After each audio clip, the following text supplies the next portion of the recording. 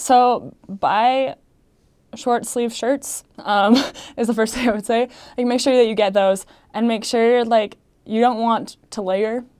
So you want to make sure that they're solid and that there's no way you're gonna have to wear an undershirt with that, because you're gonna sweat a ton. And you are sweating day in and day out. You're sweating while you're sleeping. You want to make sure that you have short sleeve shirts that are comfortable,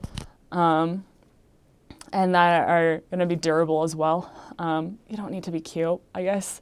Like, lots of times, at least before my mission, you would see those pictures of the sister missionaries, and they always looked like perfect and beautiful hair and everything. Like, it doesn't happen. Just make sure that you have clothing that is comfortable and professional at the same time, and that will last. Shoes, I think, would be the biggest thing.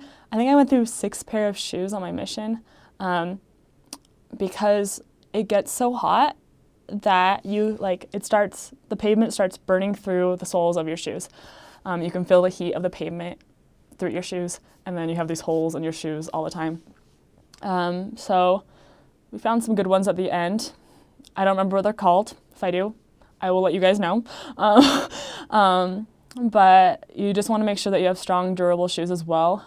Again, don't be stylish. If you want like 1 pair of nice shoes for conferences or something with your mission president, I would say that's the best thing to do. But don't use them a lot.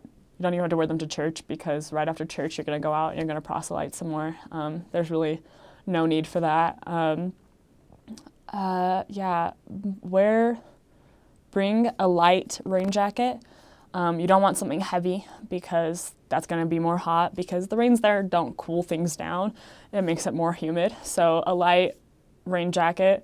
I wouldn't say buy like waterproof shoes, but maybe rain boots that you can put over your shoes, or just some plastic sheer thing that you can put over your shoes to protect them. And then don't get a flimsy umbrella, those ones that like you just pop up, because the winds blow really, really hard and it's just going to break the umbrella.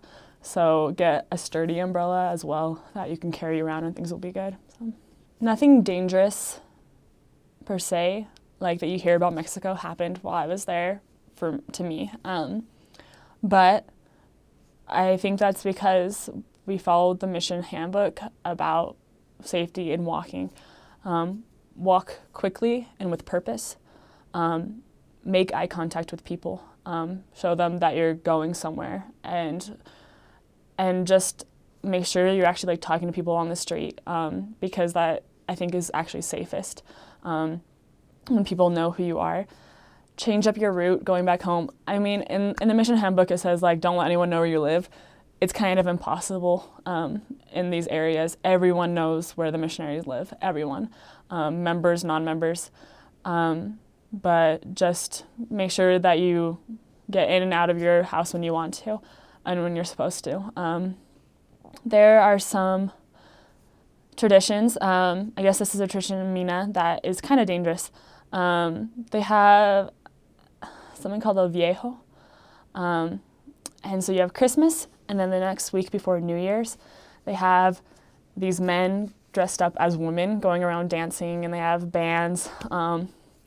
And they are not afraid to touch women. And so when you hear the music, you will hear the drumming. You run to a member's house. You get into a member's house and you stay there until the drumming's passed. And then during that time, you just walk quickly to and from wherever you're going, because you don't want to get into that awkward situation. They do just sometimes barge into people's houses, but when they're in someone's house, they don't usually touch. So, but on the street, be careful. It's dangerous that time. And then listen to your mission president's rules. Christmas, New Year's, you have to be in it by a certain time. They always give those rules. The members want to make you stay out later because they want to give you all your food. But make sure you're in there, especially, again, in Mina, they have El Viejo, and what they do with that is they make this doll, a personage doll, and they put like those fireworks that you just throw on the ground. I don't know what they're called. They put a bunch of those inside of them, and it's made out of a bunch of cloth and all these things that can burn really easily, and then they light it on fire at New Year's. and it burns for like 6 hours. So you don't get to sleep that much that night, but just make sure you're inside before that happens. It's kind of dangerous. So I feel like as sisters, we don't want to offend people. We want to love everyone and be kind to everyone. And that's a wonderful gift and skill I think sisters have. But I also sometimes think it can be used as our downfall. I know lots of times I'll run into return sister missionaries who had something that they should have told their companion.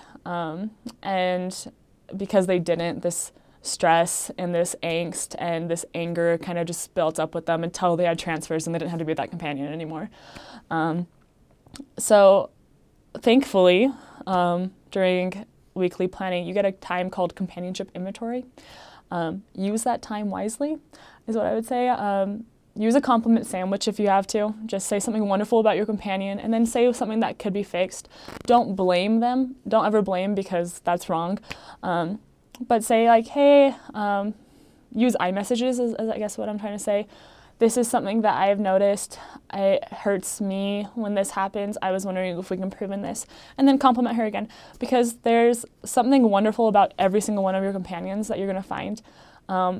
And if you don't talk about the little things that might be harming your companionship, that's going to harm your whole relationship. And then it's going to harm the work that you're doing in that area. And then members notice is what I guess is the biggest thing. Members notice when the missionaries aren't getting along.